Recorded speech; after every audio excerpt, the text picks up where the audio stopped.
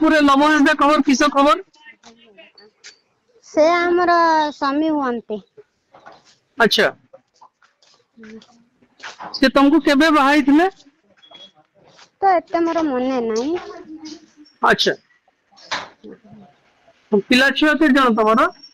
गोटे झियो अछि 10 वर्षर।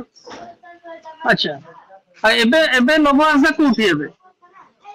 सेटा मु कहि परिबिनी। से तम सହିତ किछ कथाबार्ता हुएनी ଆଉ जमा? ना ना ଆମ ସହିତ କିଛି କଥାବାର୍ତ୍ତା ହେଇନି। अच्छा ଆମେ हाँ, ଏଠି ଅଛୁ ବାପ ଘରେ ଥିଲୁ। अच्छा ସେଠୁ ପଳେଇ ଆସିଛୁ ଝିଅ ଛୋଟ ବେଳୁ।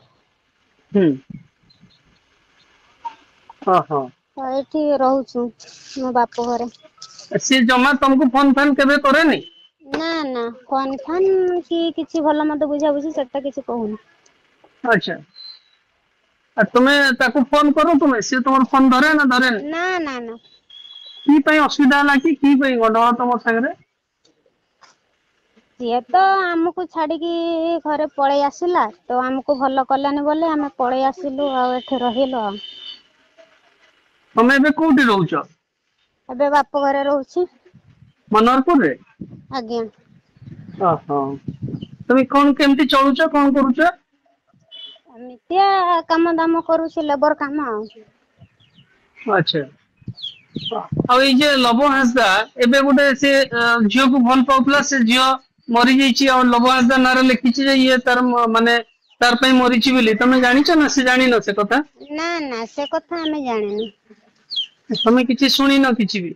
ନା ନା ଓହୋ ଗୋଟେ ପୋଲିସ କେସ୍ ବି ହେଇଛି ତମେ ଜାଣିଛ ନା ଜାଣିନ? ନା ନା ମୁଁ ଜାଣିନି। ଓହୋ ଆଉ ଯଦି ଏମିତି ଲବ ହ୍ୟାସା କରିଥିବ ତମେ କି କହିବ? ଆଉ କଣ କହିବା? ହଁ ହଁ ଓହୋ ସେ ଟିଭିରେ ବାହାରୁଛି ସବୁ କଥା ଯେ ଲବ ହ୍ୟାସା ଏମିତି କରିଛି କାମ ତମେ ଜାଣିଛ ନା ଜାଣିନ? ନା ନା ସେ ବିଷୟରେ ଆମେ ଜାଣିନୁ ତ ଗତକାଲି ତ କହୁଥିଲେ ସେଇଟା ଶୁଣିଥିଲୁ ଆଉ। ଗତକାଲି କଣ ଶୁଣିଥିଲେ ଆପଣ? କହୁଥିଲେ ଏମିତି ସେମିତିଆ କାମ କରୁଛି ତା ବିଷୟରେ ଗୋଟେ ଝିଅ ଟା ମରିଗଲା ସେଇ ସବୁ କହୁଥିଲେ ଆଉ। ଓହୋ ତମେ ଜାଣିଛ ଲବ ହ୍ୟାସା ଏବେ ସେ ଯୋଉ ଭିଡିଓ କରୁଛି ମୋବାଇଲ ରେ ଛାଡୁଛି ସବୁ ଜାଣ ନା ଦେଖ ନା ଦେଖନି ତମେ ଆଉ? ନା ନା ସାର୍ ମୁଁ ସେ ସବୁ ଦେଖେନି ମୁଁ ତ ସକାଳେ ରୋଷେଇବାସ କରିକି ଖାଇ ପିଇକି କାମକୁ ଯାଉଛି ଆଉ ଏତେ କିଏ ଦେଖୁଛି ସାର୍। ଓହୋ ତମେ ଲବ ନାଁରେ କେସ୍ ଫେସ୍ ବି କିଛି କରିନ?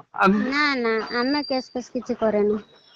ଆଉ ତମର ଗୋଟେ ମିଟିଂ ହେଇଥିଲା ଗାଁ ରେ ସିଏ ତମକୁ ଆସୁନି କିଛି ପଇସା ପତ୍ର ଦଉନି ଏମିତି ହେଇଥିଲା କି କିଛି? ନା ନା ସେମିତି କିଛି ମିଟିଂ ଫିଟିଂ ହେଇନି। ଓହୋ ଆଉ ଲବର ସିଏ ଆସିଲେ ସିନା ସାର୍ ତମେ ମିଟିଂ କରିବ ସିଏ ତ ଘରେ ବି ରହୁନାହାନ୍ତି କି ଏଠି ବି ଆସୁନାହାନ୍ତି ତମେ କେମିତି ମିଟିଂ କରିବ? ଆଚ୍ଛା ଆଉ ଲବର ଯୋଉ ଭାଇ ତାର ଭଉଣୀ ଯୋଉମାନେ ଅଛନ୍ତି ସେମାନେ ତମ ସାଙ୍ଗରେ କଥାବାର୍ତ୍ତା ହୁଅନ୍ତି ଫୋନ ଫାନ୍ କରନ୍ତି? ନା ନା ନା ସେମାନେ ବି କଥା ହୁଅନ୍ତିନି ଫୋନ ଫାନ୍ ବି କରନ୍ତିନି। ତମର ଗଣ୍ଡଗୋଳ ଟା କଣ ପାଇଁ ହେଇଛି କି? ଏମିତି ଆମକୁ ତ ସେଠି ଭଲ କଲେନି ସେଥିପାଇଁ ଆମେ ଏଠି ପଳେଇ ଆସିଲୁ ସେମିତି କିଛି ଗଣ୍ଡଗୋଳ ହେଇନି। ଓହୋ ବାହାଘର ଟା କୋଉଠି ହେଇଥିଲା?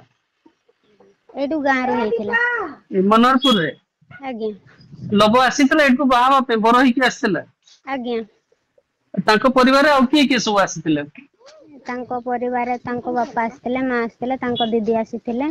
ହୁଁ ତାଙ୍କ ଗାଁ ଲୋକ ବି ଆସିଥିଲେ। ଆଚ୍ଛା ଓହୋ ଆଉ ତମେ ତାଙ୍କ ଘରକୁ ଆଉ କେତେ ବର୍ଷ ତାଙ୍କ ପାଖରେ ଥିଲ ସେଇଠି? ଏଇ 3 ବର୍ଷ ପାଖାପାଖି ଥିଲୁ ଆଉ। ଓହୋ ତାପରେ ଆଉ ସିଏ କଥାବାର୍ତ୍ତା ହେଲାନି ବାହାରେ ବାହାରେ ବୁଲିଲା ନା କଣ? ହଁ ହଁ ସିଏ ବାହାରେ ସଦାବେଳେ ବୁଲିଲା ଆମ କଥା କିଛି ବୁଝିଲାନି। ତମେ ଏଠି କେତେ ଦିନ ରହିବ ଏଇନା? ବାପ ଘରେ ହଁ ହଁ ରହିମୁ 10-15 ଦିନ ଭଳିଆ।